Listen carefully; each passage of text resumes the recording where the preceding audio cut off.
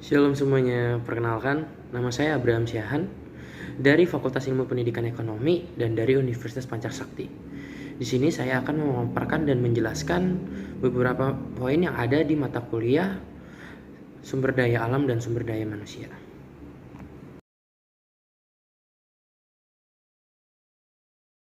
Poin pertama, kelangkaan dan macam-macam sumber daya alam. Menurut para ahli dan menurut Lipsey, kelangkaan dapat diartikan sebagai suatu kondisi di mana jumlah kebutuhan manusia yang sangat tidak terbatas, sementara sumber daya untuk memenuhi kebutuhan tersebut sangat terbatas jumlahnya. Dengan singkat kata, kelangkaan terjadi karena jumlah kebutuhan lebih banyak dari jumlah barang dan jasa yang tersedia. Sumber daya alam adalah yang berguna dan mempunyai nilai di dalam kondisi di mana kita menemukannya.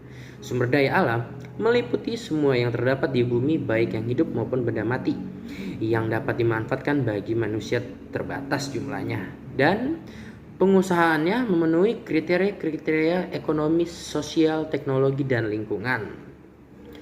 Dalam ekonomi sumber daya alam dibagi menjadi dua, yaitu poin pertama, sumber daya alam yang dapat diperbarui adalah di mana sumber daya alam ini memiliki kemampuan untuk memperbarui baik secara alami maupun dengan campur tangan manusia. Poin kedua, sumber daya alam yang tidak dapat diperbarui adalah sumber daya alam yang tidak mempunyai kemampuan memperbarui baik alami maupun oleh manusia, misalnya berbagai macam tambang.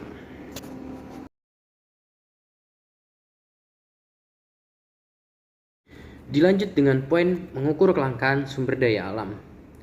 Tidak mudah bagi para ahli ekonomi untuk mengetahui apakah sumber daya alam yang ada itu masih banyak jumlahnya dalam arti kuantitas dan volume tertentu. Ahli geologi dengan ilmu dan alat yang mereka miliki lebih mampu dalam mengukur kuantitas dan volume batubara yang tersedia dalam bumi.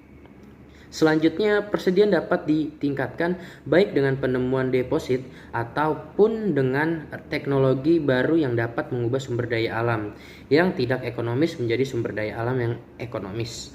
Sekali lagi, yang dimaksud dengan persediaan sumber daya alam di sini adalah sumber daya alam yang sudah diketahui adanya secara geologis dan ia sudah mempunyai nilai ekonomis.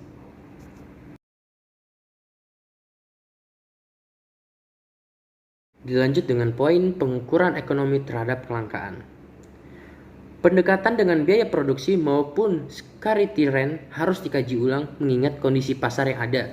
Khususnya, apakah mekanisme pasar dapat bekerja sama sempurna, tidak ada eksternalitas, dan tidak ada campur tangan pemerintah. Pendekatan yang digunakan dalam mengukur kelangkaan dibagi menjadi dua, yaitu yang pertama, biaya produksi. Ekonomi klasik Ricardo dan Gibbons melihat bahwa peningkatan biaya produksi berhubungan dengan semakin berkurangnya persediaan sumber daya alam. Memang, barang sumber daya alam sudah terus-menerus diambil dari bumi ini.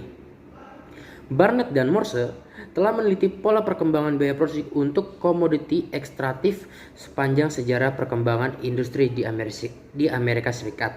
Yang kedua, harga barang sumber daya alam. Kelangkaan sumber daya alam dapat dilihat dari harga barang sumber daya yang semakin meningkat maupun dilihat dari royalty atau rent.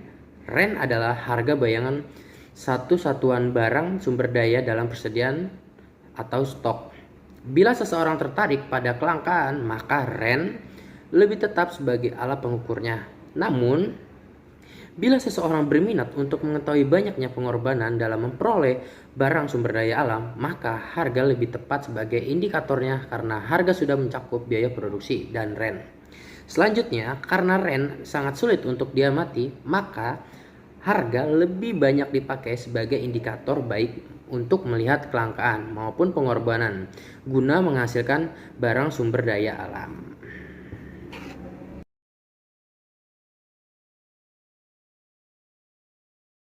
Oke, terakhir kesimpulan. Dari penjelasan di atas dapat disimpulkan bahwa pengukuran kelangkaan melalui pendekatan secara fisik maupun secara ekonomis sama-sama memiliki kelemahan. Pendekatan secara fisik tidak memiliki kepastian mengenai besarnya persediaan, sedangkan pendekatan secara ekonomis memiliki kelemahan, yaitu bila mekanisme pasar tidak dapat bekerja secara sempurna. Oleh karena itu, masih sulit untuk memastikan kondisi dari sumber daya alam itu. Apakah masih melimpah atau sudah langka adanya, walaupun kita mengetahui secara pasti bahwa pengambilannya telah dilakukan secara terus-menerus bahkan dengan laju yang semakin meningkat.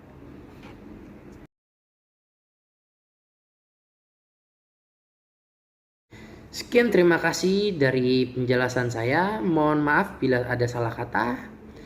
Saya juga di sini masih belajar dan saya Abraham. Sampai jumpa.